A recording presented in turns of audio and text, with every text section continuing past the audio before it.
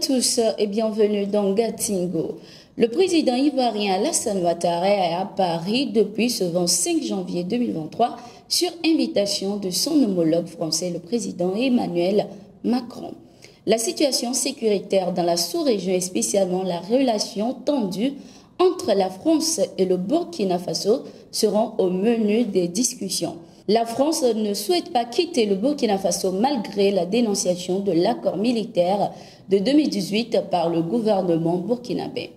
Le Burkina Faso a décidé de mener la lutte avec de bons partenaires et nous jugeons que la France n'est pas un partenaire idéal pour nous accompagner jusqu'à la victoire finale, a affirmé un analyste burkinabé. La Côte d'Ivoire, de son côté, suit de près la situation sécuritaire au Burkina Faso, car les deux pays partagent environ 500 km de frontières. Il faut qu'on soit vigilant car il y a des problèmes sécuritaires et une pression sur nos frontières, indique une source officielle ivoirienne à RFI. La dernière visite en France du président ivoirien Alassane Ouattara remonte au 16 mai 2022 à l'occasion d'un dîner avec le président français où il avait largement abordé la situation au Mali. Les 49 soldats ivoiriens graciés par le président de la transition malienne, le colonel Assimi Goïta, ont été décorés ce 24 janvier 2023 par le chef d'état-major de l'armée ivoirienne, quelques semaines après leur retour à Abidjan en Côte d'Ivoire.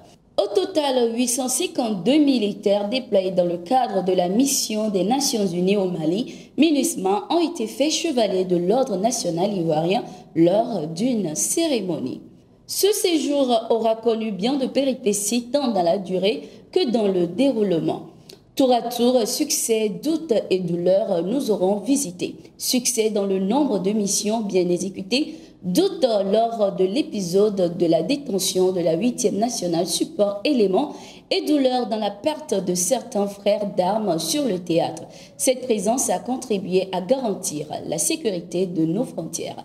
La Côte d'Ivoire mettra toujours tout en œuvre pour vous garantir protection et sécurité, surtout lorsqu'aucun acte délicieux n'a été commis, a affirmé le chef d'état-major Lassina Doumbia. Arrêtés le 10 juillet 2022 à Bamako, ces soldats étaient soupçonnés d'être des mercenaires et ont été condamnés à 20 ans de réclusion par la cour d'assises de la cour d'appel de Bamako. 3 femmes soldats libérées en septembre 2022 avaient été quant à elles condamnées à la peine de mort par contumace. Le général Abalo Félix Katanga sera-t-il prochainement jugé devant un tribunal militaire? Le gouvernement togolais vient d'introduire un projet de loi portant un nouveau code de justice militaire à l'Assemblée nationale. Nombreux observateurs font un rapprochement entre la mise en place de ce tribunal militaire qui va juger les crimes et délits commis par des éléments de l'armée, le meurtre du colonel Toussaint Madulba et l'arrestation du général Katanga depuis le 12 janvier 2023. Il y a lieu de faire en sorte que cette affaire soit jugée dans des conditions appropriées où peuvent s'allier le respect des droits de l'homme et l'observation du secret défense.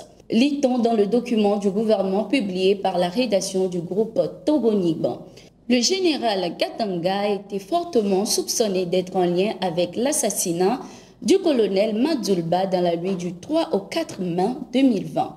Selon les sources, le haut gradé de l'armée a été abattu avec sa propre arme, un revolver de marque Beretta, quelques heures après l'investiture du président Faure Gnassingbé à laquelle il venait d'assister. Les Togolais sont toujours en attente des résultats de l'enquête ouverte pour déterminer les circonstances de l'assassinat de Madulba. Le corps sans vie d'une Togolaise du nom d'Abla Sandra Bodohum a été retrouvé le 22 janvier 2023 à son domicile en Égypte aux environs de 1h du matin. Cette jeune Togolaise était étudiante en Master 2 Santé publique internationale à l'université Senghor d'Alexandrie en Égypte. Après sa licence professionnelle en management des PME et PMI à l'école des cadres au Togo, la regrettée Sandra Bodohum est partie en Égypte pour poursuivre ses études. Selon ses proches, Sandra Abla ne souffrait d'aucun mal. L'on apprend qu'une enquête a été ouverte dans le pays. Cette triste nouvelle intervient après celle de Fortuné Eram Kolagbe, étudiante togolaise assassinée en France au début du mois de décembre 2022. Le village de Tupa en Côte d'Ivoire a été le théâtre d'une bagarre rangée entre élèves le 22 janvier 2023. Ces affrontements qui ont mis aux prises deux groupes d'élèves des villages de Tupa et de Dabo ont occasionné un décès et une blessure grave. Selon nos confrères de Kwasi.com, le jeune Madid, en classe de 5e au collège moderne de Tupa, a été poignardé par un groupe d'élèves au cours de cette querelle furieuse. Un autre du nom de Dididga Yaovi a aussi été poignardé à l'abdomen. Il serait entre la vie et la mort selon la même source.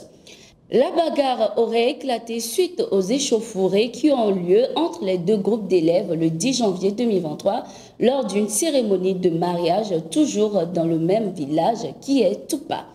Alerté, la gendarmerie a déjà interpellé plusieurs suspects.